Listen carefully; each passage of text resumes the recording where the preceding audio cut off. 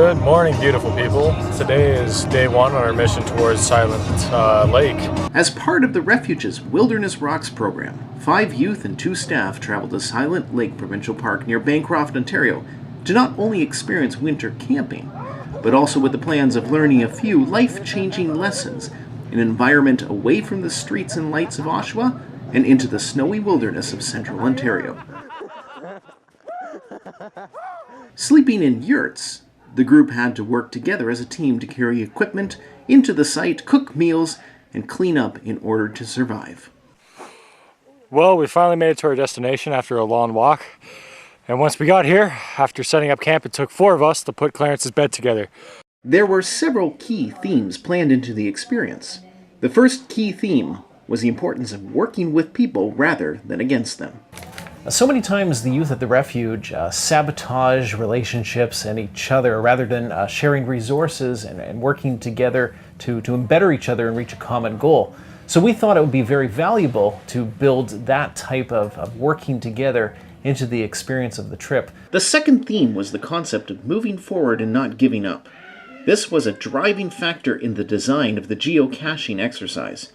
Prior to the group's arrival, 5 geocaches were hidden in the forest within the provincial park. The coordinates of the first cache was given to the youth, and once they found that cache, it would indicate the location of the second. The second would tell them where the third was, and so on and so on. The youth were told that this exercise was optional, and that they could quit at any time.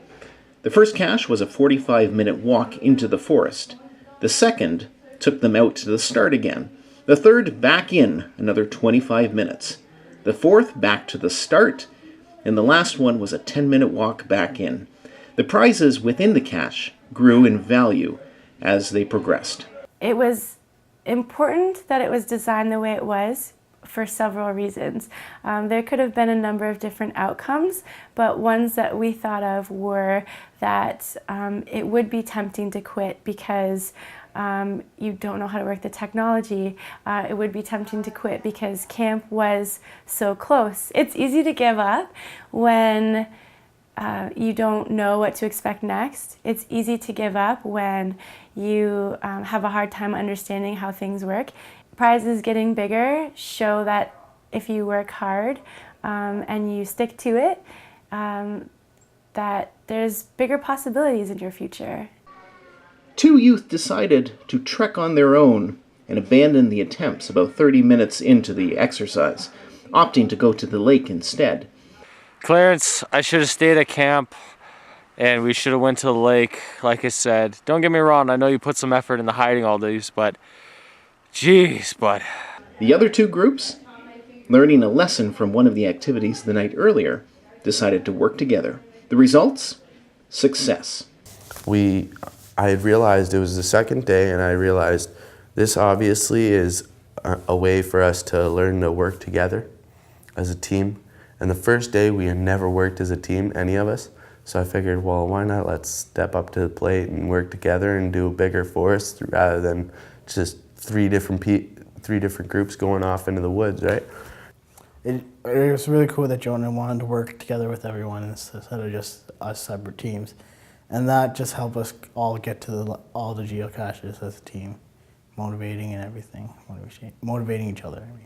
Attitude was super important. Like Stephanie wanted to quit after the first cache, but it didn't take much for her to stick around. And I think that was because she saw that the prizes could get bigger, but also because she felt empowered. She felt like she had overcome a challenge, and it totally boosted her self-esteem and her confidence, and you could see that. In the past, when youth return from a Wilderness Rocks trip, they often make positive life changes almost right away. This trip was no exception. Mason had been contemplating hitchhiking to Alberta, but has realized that this is not the best thing for him to do at all. I just kind of thought in the back of my head, am I using it as an escape? Am I just trying to get away from the world again? Just run away. And I thought long and hard about it. But I'm definitely not ready right now. And I gotta take my time and work my way up to it, you know? It's a step process. Weeks before the trip, Jordan found himself in a depressive state, simply existing rather than living. However, during the trip, something changed. Since around Christmas, just after Christmas, something in his life shifted. There was a major change, and a lot of it had to do with choices he was making, choices his friends were making, and a situation that was handled poorly. And I hadn't seen the kid smile since Christmas time. On the way there, he actually still segregated himself. He sat in the back seat all alone, and he slept. He fell asleep. Well, like I said, when I saw the scenic review sign, while we were looking for the first one, I knew it was going to be the first one. Geocache was going to be the scenic route, so I think that's what made it. I was looking forward to the view and everything, and that's what lightened my spirit. It's just really nice. I was like out of the city, I was quiet in my mind. All the noise was out of my head.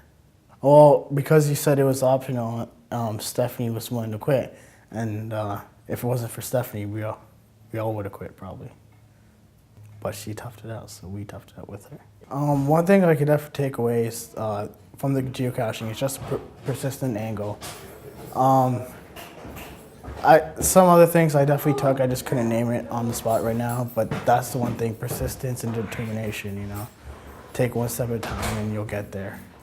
And Jonah, who has struggled with being overly competitive to the point of destroying relationships for the sake of winning, is beginning to see the value of working together over competition. You're only as strong as your weakest link, but sometimes being the weakest link doesn't always mean you're the slowest or the weakest. It could mean that you're the strongest and the fastest, but you just don't know how to work as a team.